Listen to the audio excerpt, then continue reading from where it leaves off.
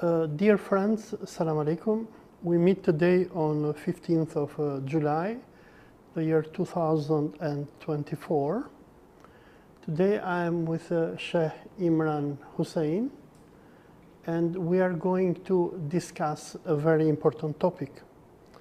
The topic of our discussion today will be about the World War I and the Akhirul Zaman. Now, many of you might ask, what does World War I has to do with Akhirul Zaman? But World War I has been very important in the history of religion in our planet. Until the year 1914, in Europe we had three major empires which in a way served as protectors of Islam and Christianity. We have the Habsburgs, or the Austro-Hungarian Empire, which served as the protector of Catholic Christianity. On the other hand, we had the Tsarist Russia, where the Russian Tsardom, for those who have followed scholars like Alexander Dugin, you probably know that the Russian Tsardom was established as the Third Rome, and according to the Christian eschatological view, according to Orthodox Christians, the Russian Tsardom was perceived as, in a way, the rebirth or the revival of Constantinople, which was taken by the Muslims. And finally, we had the Ottoman Sultanate, or Caliphate as well. Even though Sheikh Imran is somehow critical of the Ottoman Empire, the Ottoman mythology claimed that since the year 1517, when Sultan Selim I took Cairo from the Mamluks, the Ottomans inherited from the Abbasids the title of the caliph. The title of the caliph was very important for Muslims, because from the era of Hazreti Abu Bakr to the last Ottoman Sultan and Caliph, Muslims always had someone who was claiming to represent them. But World War I brought a major earthquake for the three main monotheistic religions of our planet. We'll have the Ottomans, who will be, the state, the power in the Ottoman state will be hijacked by the Young Turks, and we will have a triumvirate of three Young Turk atheist fascists, people like Enver Pasha, Jamal Pasha, and Talal Pasha. And these three Young Turk commanders, they are going to make the Ottoman Empire join World War I on the side of Austro-Hungary and Germany. But as the war will progress, the Austro-Hungarian, Germanic, and Ottoman coalition will be defeated, and the British, the French, the Italians, and the Americans are going to triumph. While Russia at first will join the Anglo-American alliance, during the course of the war, the Russian Tsardom will be demolished. And we will have a very important year, the year 1917. In 1917, we will have a very enigmatic Jewish personality by the name Alexander Parvuz, the person who is going to even be one of the founders of the Young Turks, and who will play a very important role on toppling of Sultan Abdul Hamid in Istanbul. This very same personality will manipulate the German secret service, and he will secure funding for the Bolsheviks, who, under the leadership of Lenin, they will be sent to St. Petersburg. In the year 1917, we'll have the end of the centuries-old Russian Tsardom. Tsar Nicholas II will be taken hostage by the Bolsheviks, who in 1918, they are going even to execute him and his family. In 1918, we'll have the British and the French who will invade Istanbul or Constantinople, and the Ottoman Sultan and Caliph will be taken as hostage by the British. And from this moment onward, Muslims will no longer have an Ottoman Sultan or Caliph who will claim to be their representative, and the so-called Ottoman Caliphate will come to an end. In 1917, we'll have the death of the Russian Tsardom. The Russian Tsar, he claimed to be the Holy Roman Emperor, representing Christians and defending Orthodox Christianity, like the Ottoman Sultan had the same claim. And in 1918, we'll have even the defeat and the dismemberment of the Austro-Hungarian Empire.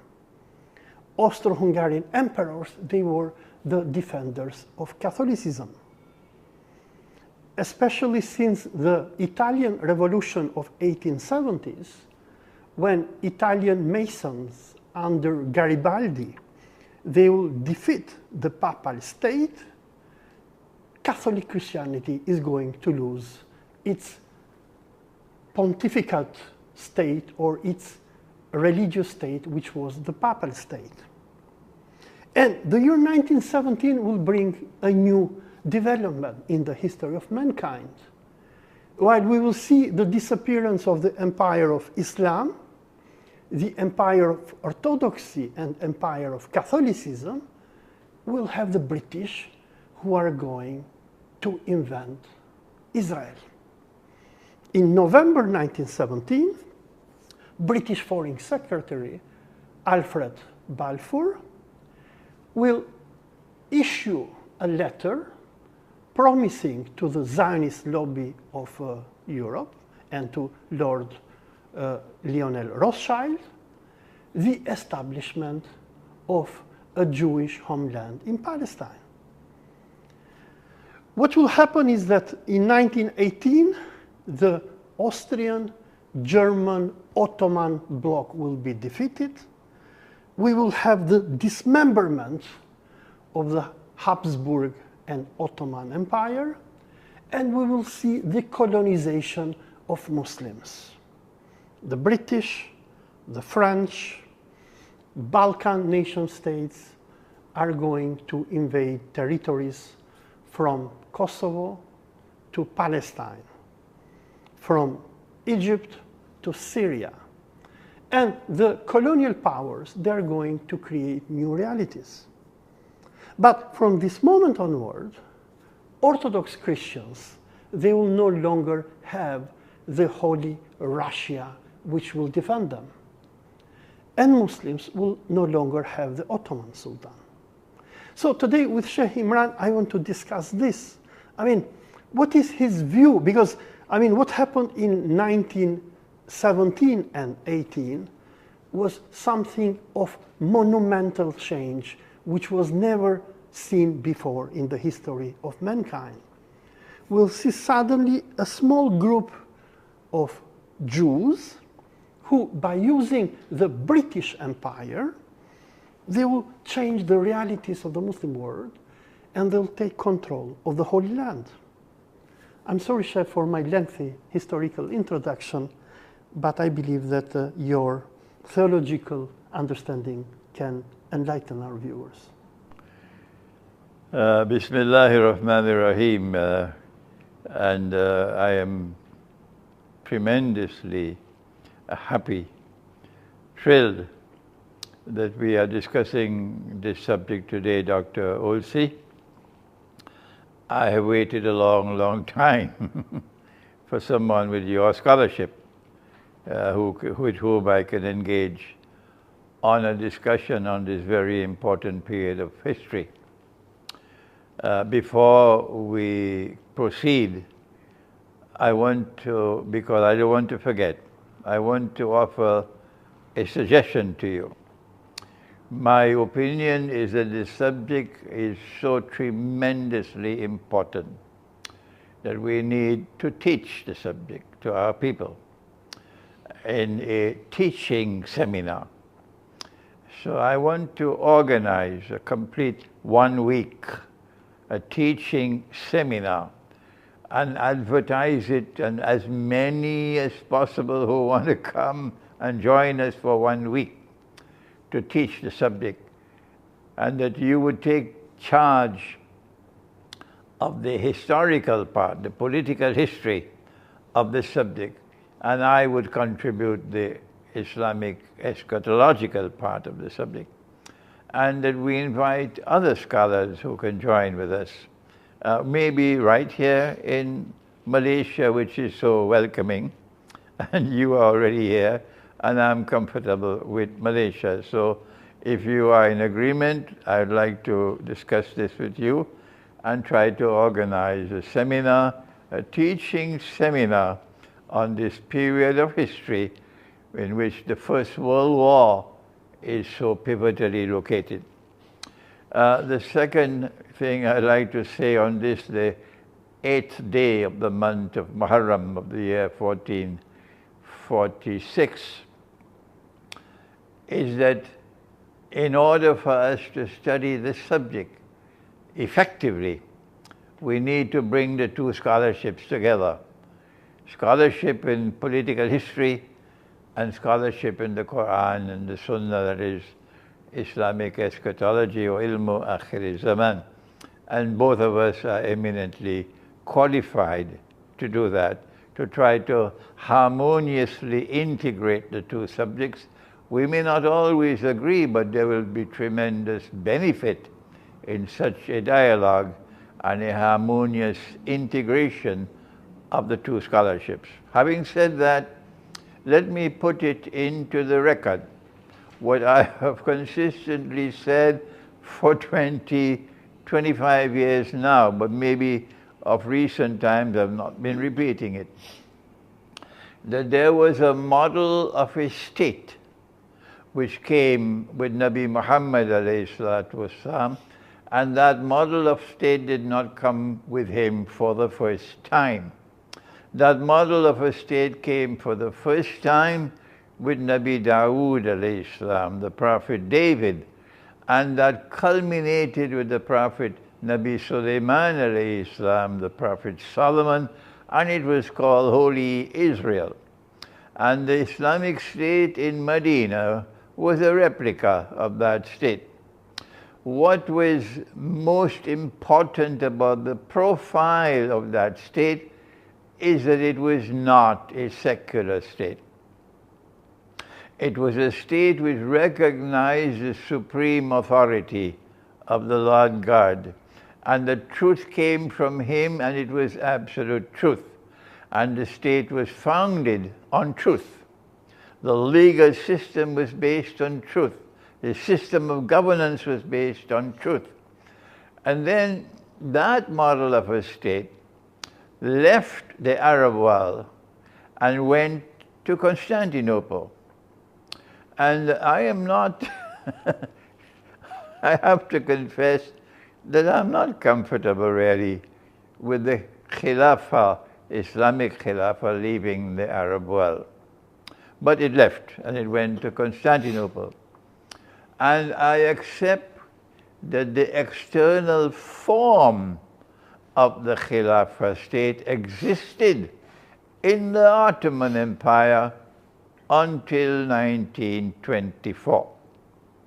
This is not something new that I'm saying. I've written on this subject, that the external form and structure of the Khilafah state existed in Constantinople with the Ottoman Islamic Empire until 1924.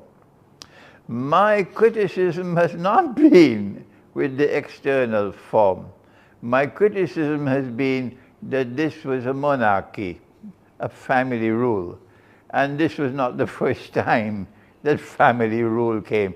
Family rule came from the time when Muawiyah appointed his son Yazid to succeed him. And family rule is still there in Saudi Arabia and in the Gulf and so on. And we do not have family rule in Islam, no.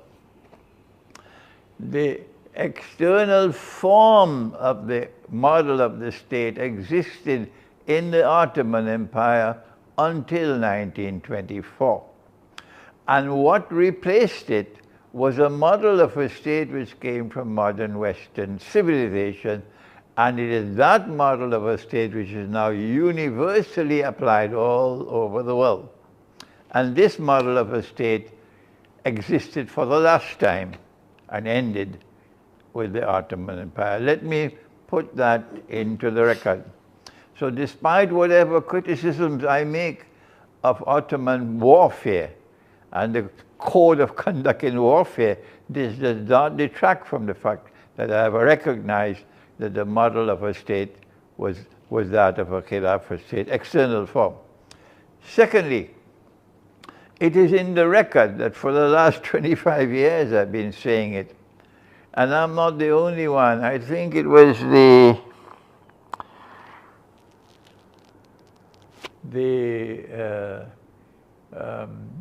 university in New York,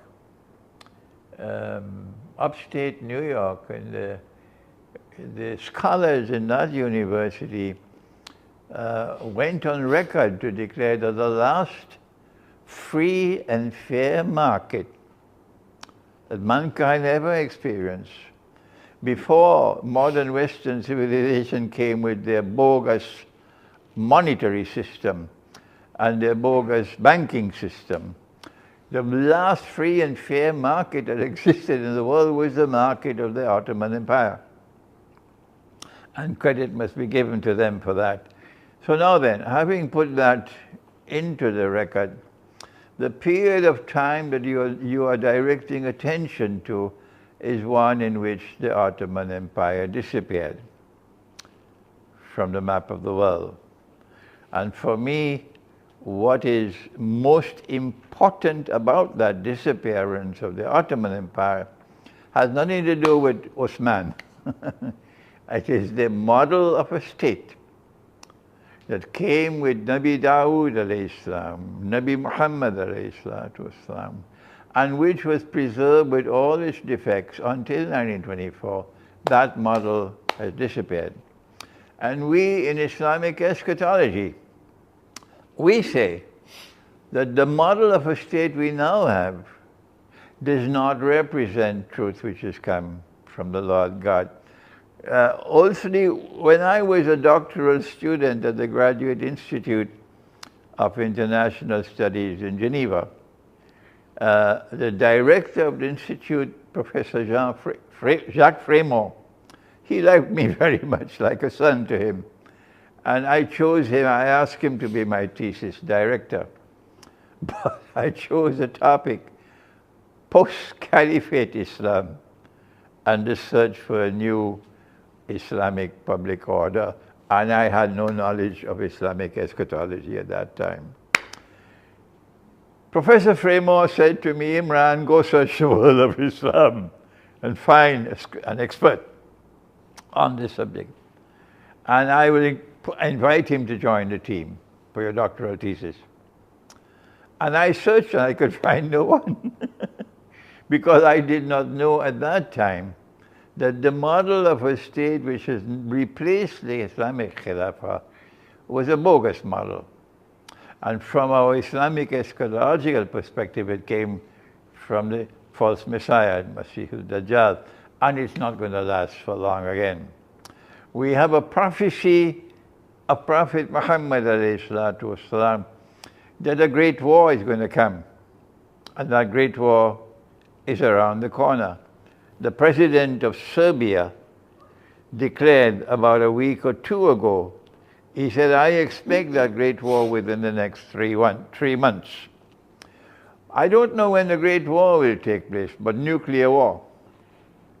And what our Prophet has said, and we need to remind our people around the world, that not only is that war around the corner, we don't know how soon, but he said that immediately after that war, either 7 months or 7 years, a Muslim army will march to conquer Constantinople. And he praised that army and he praised the commander, indicating that the world of Islam, which today is in slumber, in chains, as soon as the Great War takes place, the world of Islam is going to rise up again. A revival will take place as soon as the Great War takes place. And once that revival begins, that is goodbye to the nation states with which we now are cluttered. Malaysia and Indonesia and Egypt and Saudi Arabia and all. And when the Imam comes, Imam al-Mahdi, it is that model of a state which will be revived. The model of a state which we lost in Constantinople in 1924. That model of a state which came with Nabi Dawood alayhi salam and with Nabi Sulaiman alayhi salam. So what we need to do is to teach our people that there is no post-caliphate new model of a state that I was looking for in my PhD thesis, not at all. Rather, it is the revival of the Khilafat state that we have to look forward to. Having said that, my response to you, Dr. Olsley, is that our Islamic eschatological perspective tells us that there was a mastermind at work. And that mastermind planned the Great War of 1914 to 17. The planning was there long before and was very visible. They planned in France, for example, using every single crooked way that they could to put a regime in place in France that will be sympathetic and supportive of their cause. And they planned the First World War, mostly, not because of any primary interest in redrawing the map of Europe. No. The primary purpose, the primary goal that they sought to achieve in the First World War was Jerusalem. That is our Islamic perspective. I have only one more thing to add before we continue, and that is that the Quran tells us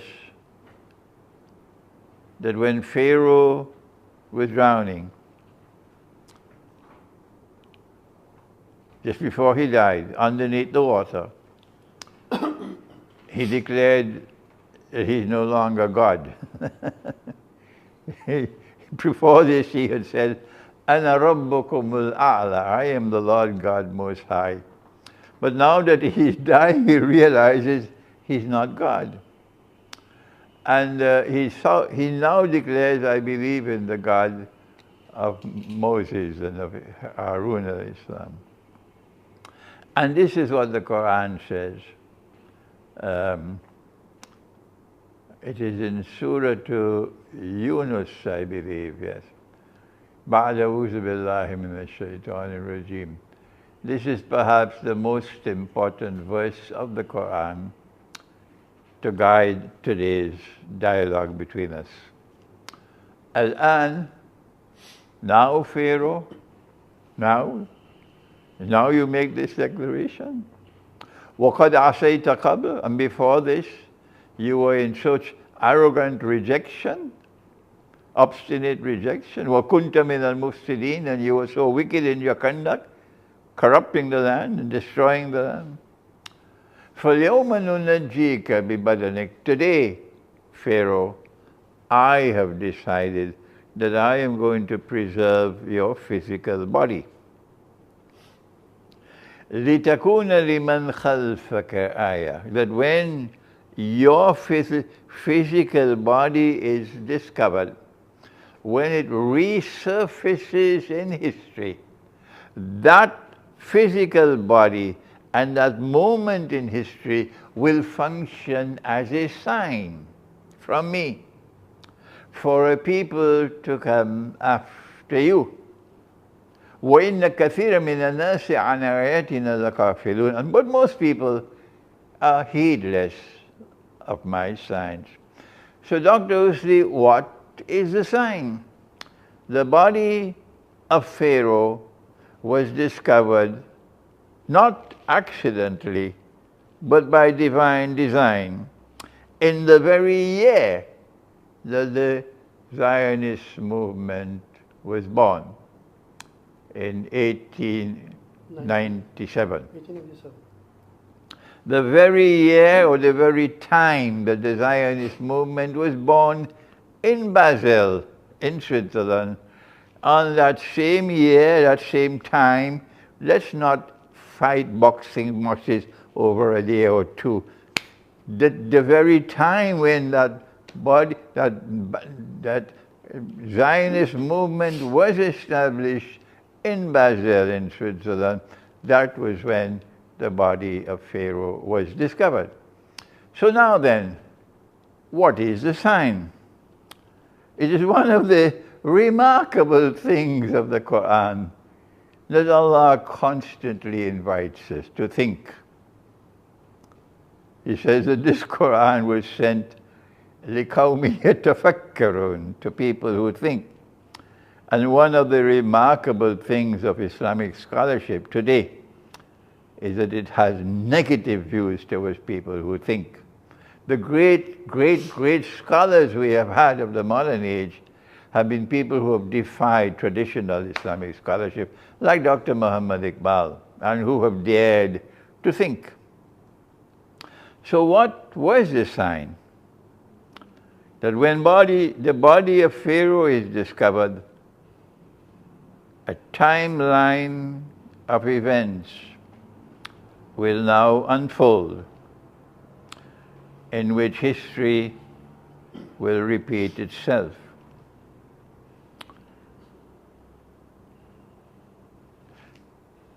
Musa alayhi salam and the Israelite people were fleeing, and they reached the Red Sea. And Pharaoh and his army, armed to the teeth, were pursuing them. And they were trapped. They were cornered. There was no way out. They were in a hopeless position. They were between the devil and the dark blue sea. And then a miracle occurred. A divine intervention in military and political affairs took place. And Allah said to Musa alayhi salam, take your staff and strike the water. The water then parted, and the water rose like mountains on both sides, but the land in between was dry. And Moses, Nabi Musa alayhi salam, and the Israelite people were able to pass to safety. I'm repeating these words today so that Israel would listen. And when Pharaoh attempted to follow through that part, then the waters came down and they were drowned. History will now repeat itself from 1897.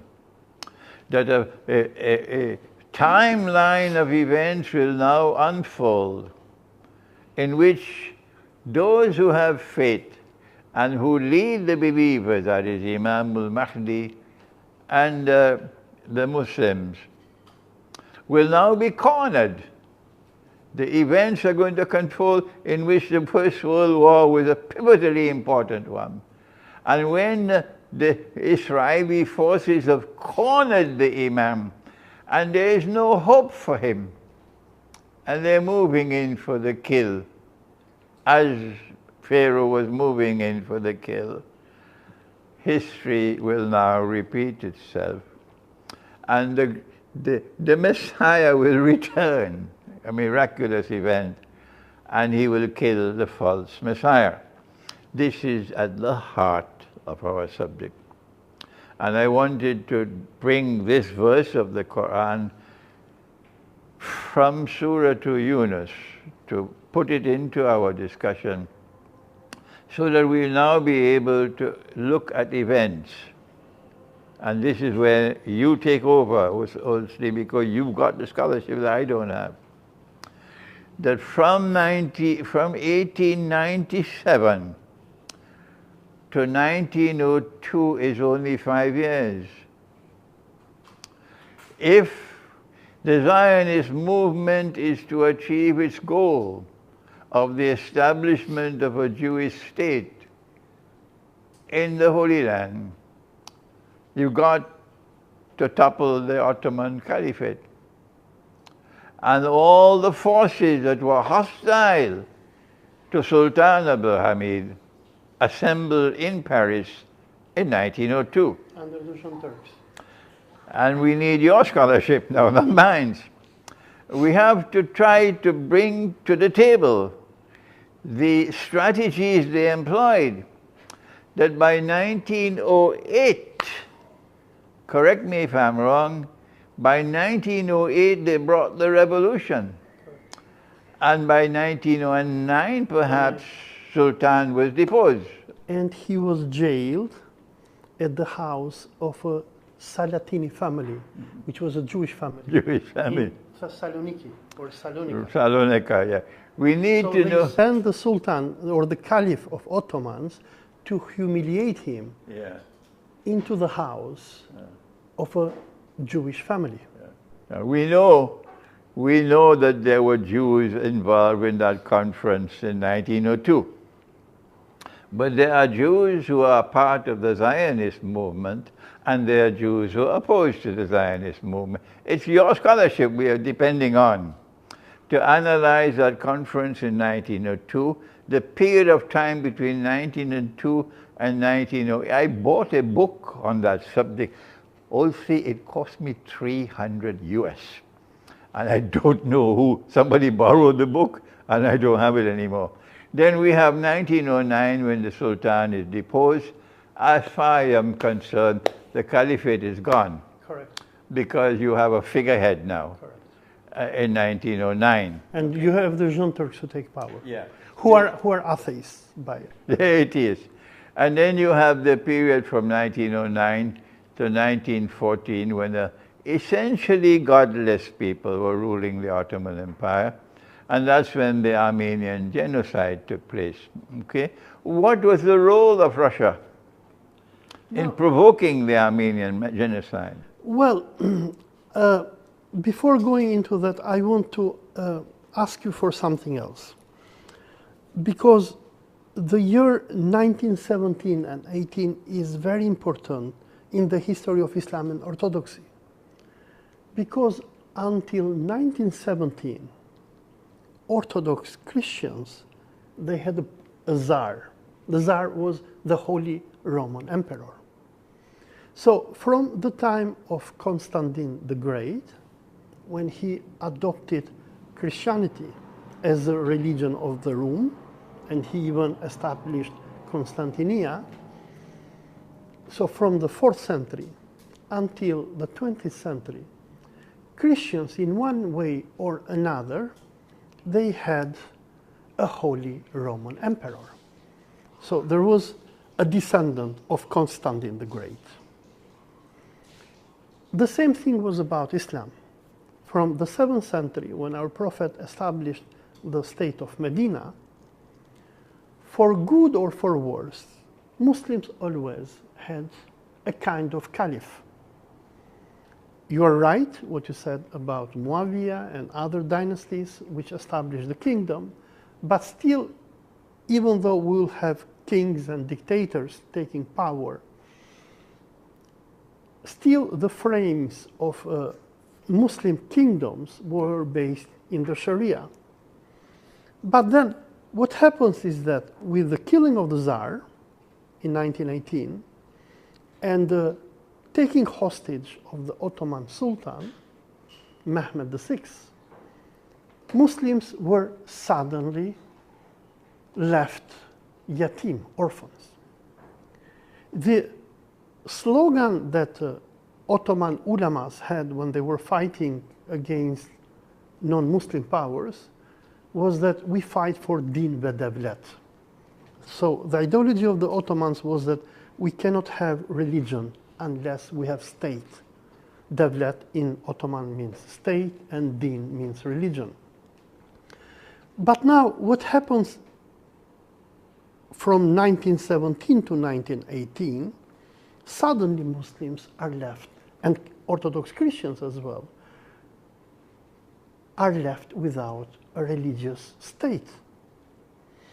And what we will see happening is that in Russia, we'll have a massive process of atheistization and pogroms of Christians. We'll have churches being burned, priests being killed by the Bolsheviks, and the same thing will happen in the ex-Ottoman space. In Turkey, in the Balkans, we'll have mosques being burned, madrasas closed, ulamas executed. And suddenly, what the Peace Conference of Paris of 1919 will bring about, they will establish a new world order, a secular world order, an world order where religion became the enemy.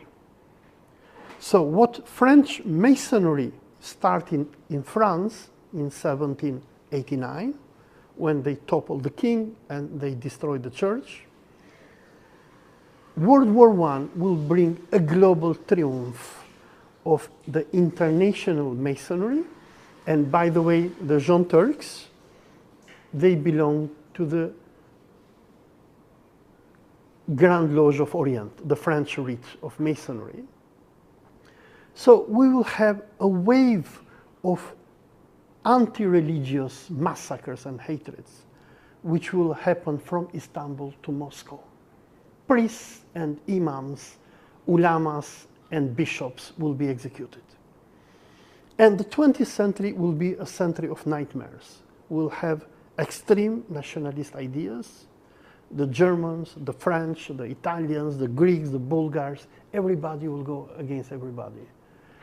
And these colonialist powers, they are going to instill the hatred of nationalism even in the Arab world. Until today, if you go to Saudi Arabia and you talk with Saudis, you ask them about the Turks, they say, oh, they were colonizers, they colonized us. But when you tell them, what about the British and the Americans and the Zionists, they say, no, no, no, they're our friends. Mm-hmm. So what the colonialists are going to do, they're going to instill hatred in name of nationalism. And what will happen to Muslims? First of all, they're going to lose their caliph. And secondly, they're going to go back to the Jahiliyyah, to the pre-Islamic Jahiliyyah. We know very well the history of our Prophet. When our Prophet brought Islam, his greatest enemy were the Quraysh. Because the Quraysh were telling to him, we are the best of the Arabs. And they were telling to Prophet Muhammad sallallahu alayhi wasallam, you are being followed by women and slaves. But our Prophet said, Ma farqa bayna Arabi wa Ajami. There is no difference between the Arab and non-Arab. And many of the followers of our Prophet, from Bilal al-Habashi to Salman al-Farisi, they were not Arabs. Because our Prophet brought égalité, brought equality. It was not important if you're a Turk or an Arab or Albanian or a Pakistani in the time of the Prophet. But now the new world order, which will be established after World War I, will be a world order which is going to promote atheism, secularism, and hatred against nationalism. And this will bring a destruction to humanity that has never been seen before. So, I mean, World War I think, is one of the major signs, probably, you know better than me, of a major cataclysm for humanity. Because from the time of Prophet Solomon to the time of Prophet Muhammad, humanity had inherited a religious state, be it in a Catholic form, in Orthodox form, or Islamic form. But World War I will construct a new reality which was never seen before, and this will bring about major crimes, genocides, and destruction of humanity in a global scale. We need to identify the role played by the Zionist movement during this this very important period of time until 1918. And the Treaty of the Conference of Versailles, 1919, and it is on your scholarship, although I am a student of international relations myself, but you have a more profound knowledge of this subject. The role played by the Zionist movement. I have this book here, which I have not found the time to read as yet, Wall Street and the Bolshevik Revolution. Wall Street and the Bolshevik Revolution. We know that there is some truth there, that the Wall Street was involved in the Bolshevik Revolution of 1917. In 1907 or 1908, I don't know which one, Britain and France set a trap for Russia. And Russia was so innocent at that time, Russia walked into the trap. They said to Russia, the Ottoman Empire is the sick man of Europe, and it's going to collapse soon. There's a big war coming. And we are inviting you to join with us in that war. What they didn't say, if we want you to be the guinea pig to do all the fighting, right? So all those who will be killed will be Russians. We're inviting you to join with us in a triple alliance to fight in that war which is coming. And we promise you that if you join us in that war, we will give you Constantinople. And it was put in writing. There's a secret treaty. And Russia fell for the trap. What we don't know is where is the evidence of the Zionists involved in this planning. British government was already becoming a Zionist government. When the Russian armed forces were an arm's length away from Constantinople in 1917, that is when they struck. They did not want Russia to get Constantinople, although they had put it in a treaty. They were being deceptive. And then Wall Street struck and the Bolshevik Revolution took place.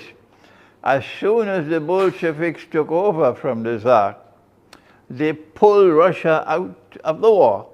So goodbye, Constantinople. And then they published the treaty, which was hitherto secret, in which Britain and France had promised Russia will give you Constantinople. What we need from you, Olsli, is an effort to try to put into the analysis the role played by the Zionist movement in these events which lasted until the Treaty of Versailles in 1919. The role played by the Zionist movement, because all of this is connected with Jerusalem. Something that I would like to add into this discussion is that the British and the Zionists, they were very determined to kill once and for all the institution of the caliphate. Something that I want your viewers to learn is that when the British will sponsor Ataturk, who was an officer for the Ottoman Sultan, to leave Istanbul in 1919, if I'm not wrong about the year, they gave him a visa and sent him to Ankara to mobilize the Turkish resistance against the Greek and the Armenian and other invaders.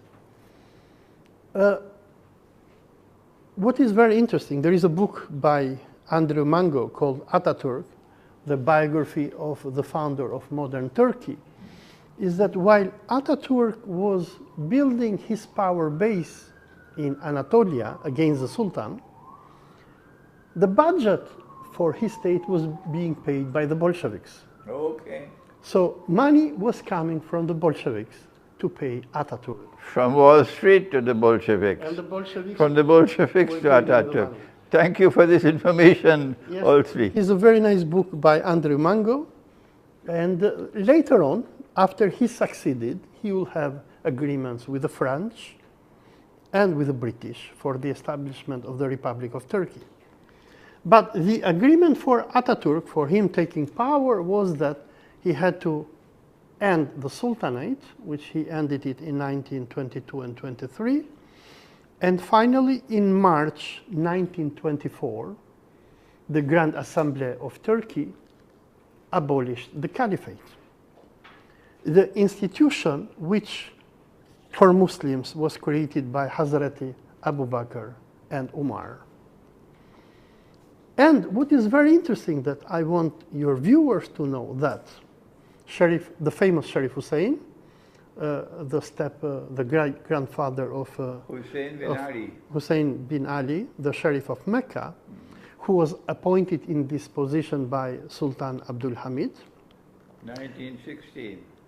but who hated the Young Turks very much, and this is the reason how the British, the Young Turks, yeah. The Young Turks, and this is the reason how the British tricked him and told him, look, these Young Turks, they are kafirs, so you join us and we will give you an Arab caliphate. So Sharif Hussein, who joined the British to fight against the Ottomans, when the peace conference of Versailles or of Paris happens, and he sees that the British and the French, they betrayed the Arabs, and moreover they stole Palestine and they gave it to the Jews. In March 1924, when Ataturk abolishes the caliphate, he declares himself a caliph. 4 days later. Yes. And the plan of the British was that in order to reward Sharif Hussein for the betrayal that he did to the Ottomans, they will create a kingdom in Iraq, a kingdom in Jordan, and they will also put his sons to rule over Iraq, Jordan. They promised to Sharif even Syria, but Syria was promised to the French, and General Henry Garot, who had his, if I'm not wrong, left hand cut by Muslim Ottomans during the Battle of Gallipoli, he will invade Syria. And he is very famously remembered that when he will enter in Damascus, he will go to the grave of Salahuddin al-Ayyubi. He is going to spit on his grave, and he will tell to him, Saladin, wake up, because we return. But let me come back to Sharif Hussein. When Ataturk abolishes the caliphate, Sharif Hussein, who was left now desperate to rule over Mecca and Medina into what the British, under their colonial secretary, and who will be even prime minister during World War II, forgot the name. Mohan? No. During World War II. World War II, okay. I forgot the name. The famous one who fought against Hitler. Israeli? No. Who fought in World War II. Okay. I forgot the name. So, while the British had designed that they will give Sharif Hussein a state in Hijaz, the state will be from Taif to probably Gulf of Aqaba, which will be known as the Kingdom of Hijaz, or Mamlaka al-Hijaziyah. When Sharif Hussein, who will be desperate and who will repent for what he did against the Ottomans and will declare himself the caliph, the new caliph of Muslims, the British are going to order the Sultan of Najd, Abdulaziz bin Saud. They were going even to pay him to attack and invade Mecca and Medina. So Saudi Arabia, or the Sultanate of the Saudis, which was in Najd, which was not part of these equations, suddenly became important.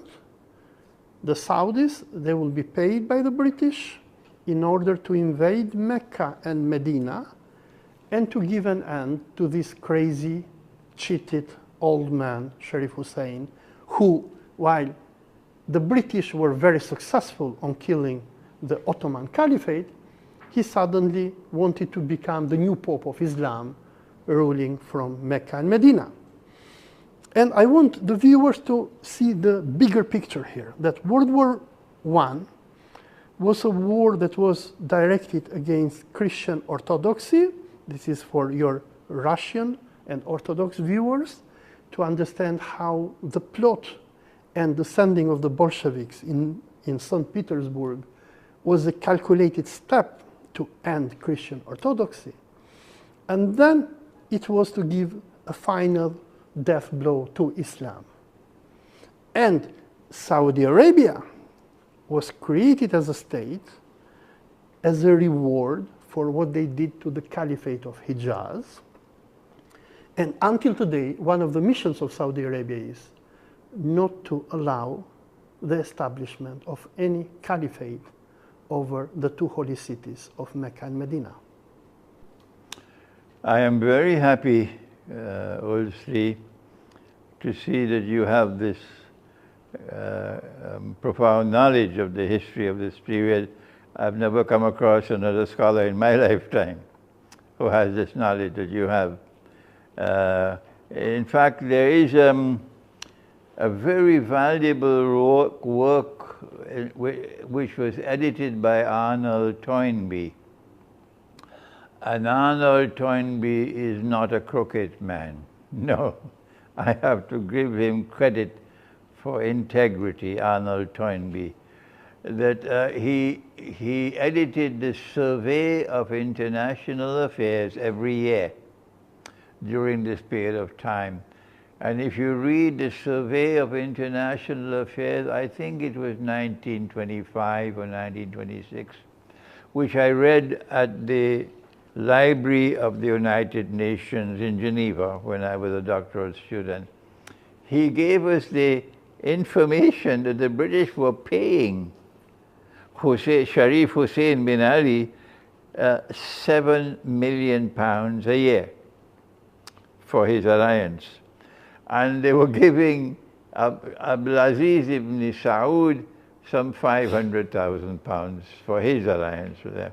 So both of these were sold out. But you are right, when Sharif Hussein made the disastrous error 4 days after the Turkish Grand National Assembly on the 4th of March 1924, when they formally abolished the Khilafat, it was already finished. It was just a paper caliphate that existed from 1908 to 1924. As soon as that Turkish National Assembly abolished the caliphate on the 4th of March 1924, 4 days later, Hussein bin Ali made this disastrous error that the British never forgave him for, of claiming the Khilafat, because whatever alliance the British had with Hussein bin Ali and with Saud did not include a revival of the Caliphate. The Caliphate must go once and for all. So they paid Saud to come and attack Mecca. Hussein bin Ali had to flee. The British put him in a ship and took him, I think, to Cyprus, to exile. And they gave his sons what they had promised, yeah. I just wanted to give this detail that the new design for the Muslim world was in a way settled during the Cairo conference of 1921. The new design for the world of Islam was settled at the Cairo conference of 1921? Yes. Cairo was 1926? No, 21. And, which is another conference then? Under Winston Churchill, who in this time... Okay, so okay. he was the prime minister, I forgot, because I mentioned to you. So the design of Churchill was that Sharif bin Ali will have the kingdom of Hijaz, but his son will take power, and he was supposed to retire. So when he did the mistake that you mentioned, that he wanted to become a kind of pope, I mean, like we have nowadays the Pope in the Vatican. Who is that? Sharif? Yeah, Sharif Hussein. I mean, when he declared himself a caliph. No, I don't think. Sharif bin Ali, sorry. I don't think I think he sincerely wanted to bring back the Khilafat to the Arab world. It is in 1922 that Mustafa Kemal argued that in the same way that Western Christianity can have a pope, yeah, we don't need to abolish the Khilafat. Our caliph will be our pope. Right? So in 1922 it was Abdul Majid, who was shorn of all temporal powers now, and he's simply like a pope now, 22 to 24. And then 24 there was the final coup d'etat finished of the Khilafat. But there's something I want to share with you. And that there was a Khilafat movement in India, which had become a very powerful, in fact, the most powerful movement of resistance to British rule anywhere in the world, was the Khilafat movement in India. And it was led by men who knew Islam and who lived Islam. And miraculously so, they were able to build a Hindu-Muslim alliance. When Mohandas Gandhi said to Maulana Abdul Bari, the head of the Khilafat movement, the same thing that you want, so too I want it. We want the British out. Let's come together. And the Khilafat leadership said, yes, we're ready. And an alliance was formed. And that was the most powerful movement of all. When the First World War took place and the Ottoman Empire was being dismembered, it causes consternation all over India.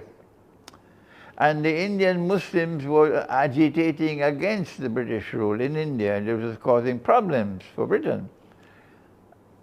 And a man called the Aga Khan, together with another famous British Indian legal thinker, both of them approached the British government.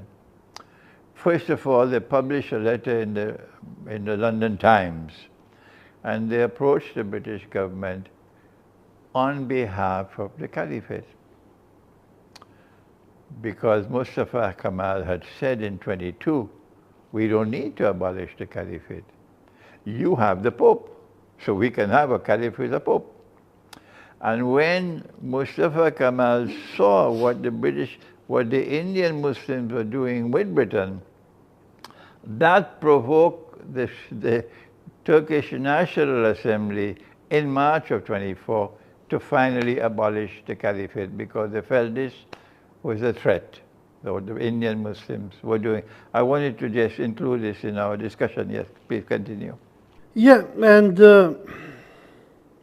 because I want to come back to the issue of theology, because what happened in 1924, in my opinion, was a major disaster for the history of Sunni Islam. Because until 1924, to be a Sunni, it meant that you had a caliph. Like nowadays, to be a Catholic means that you believe in a pope. Those Catholics who don't believe in a pope, they are Protestants. So what happened after 1924, when the British were very happy with Ataturk abolishing the caliphate, and they removed Sharif Hussein from power, from 1924 to this year, 2024, Sunni Muslims in a global scale, they do not have a pope. Catholicism had this kind of crisis from the 1870s, the creation of the Italian Republic, to 1929, when the Kingdom of Italy, under Prime Minister Benito Mussolini, will sign the Lateran Accords with the Catholic Church, where the Italian state will somehow recognize the Vatican as a state of Catholicism. While Catholicism, in a way, managed to preserve its papacy, Sunni Islam until today haven't been able to preserve the caliphate. And the same thing, I think, goes even for the Orthodox Christians. Scholars like Alexander Dugin, they want to depict Putin as the new Tsar of Russia. But until today, there is no Tsar and there is no caliph for Islam and Orthodoxy. I want Sheikh Imran, if you can, in the conclusion of our discussion, to give us your thought about the future of Islam and Orthodox Christianity today, in this year, which is the 100th anniversary of the abolishment of caliphate as a result of the Great War, which led to the establishment of Israel, and in a way the triumph of Zionism over humanity. There is a hadith in Sahih Muslim which was quoted by Sheikh Muhammad Abu Zahra, the very famous Egyptian legal scholar, when the caliphate was abolished in 1924, and then Al-Azhar University organized an Islamic conference in 1926 to try to deal with the subject of Islam without a caliphate. And I wrote a book on this called The Caliphate, the Hijaz, and the Saudi Wahhabi nation state. And I quoted Sheikh Muhammad Abu Zahra in that book. He quoted from Sahih Muslim, in which our Prophet said, "Man mata walam yara fi unuqihi bay'a faqad mata maytatan jahiliya." Whosoever dies without having made the pledge of allegiance, meaning to the Khilafat, to the Khalifa, will die a death of Jahiliyyah. That's the hadith. But when we turn to the Quran, however, there is something else. While the hadith does tell us that the Khilafah state will be restored, and we know it's coming, that we have a great war around the corner, not far from now, and then after that you see the world of Islam immediately rising up with the army which will conquer Constantinople, either 7 months or 7 years. That is the revival of the world of Islam, that conquest of Constantinople. And then after that we see the events with Pax Judaica and with Dajjal appearing in person and declaring from Jerusalem that he is the Messiah and so on. This part of our eschatology I have explained many times. What I have not done before, I'm doing it for the first time now.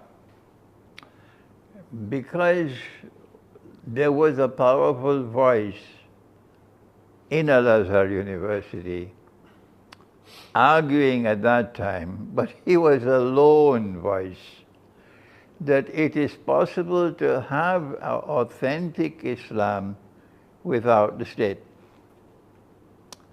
Adi Abdul Razak was his name. But his voice was drowned down, and I don't think he argued his case effectively. If we look to the Quran, we see that Allah speaks and says there's only one deen, and it is the deen of Islam, the way of life.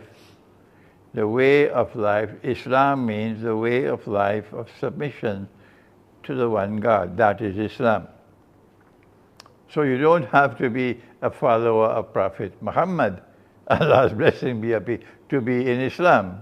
All those who came before him were also in Islam. But our schoolboys don't understand that. So the religion started with Ibrahim alayhi salam. This is the man who gave us the religion, the way of life. Before that, it was not yet a way of life. It was the truth, but not yet a way of life. But now the way of life. And our Prophet, Allah's blessing be upon him, is ordered in the Quran to follow the way of Ibrahim alayhi salam. This is the way of the truth, to follow the religion of Abraham. But the religion of Abraham alayhi salam did not have a kingdom, a state. Although the promise is there that you will have the Ali Ibrahim, you're going to have that state. The state never appeared until Nabi Dawood alayhi salam, which is a long, long time. So the religion of Islam existed for 1,000 years or more without a state. Without a state. So if we don't have a state now since 1924, or maybe a few years before that, we don't have a state until the Imam comes and he restores the Khilafat state in Mecca. It does not imply that you do not have Islam, because Islam survived without a state for all that period of time. So during this interim, until the Ummah is revived and the Khalifa state is restored, we still can have an authentic Islam. Thank you very much, Sheikh. It was really great to have this discussion with you on World War I and the signs of Akhirul Zaman. I hope that our viewers have benefited from the facts that we shared, and I think they will profit a lot from our discussion and to understand better the situation where we are nowadays. Thank you, Dr. Osli, and I'm looking forward to more dialogue with you. Yes, thank you. Thank you very much.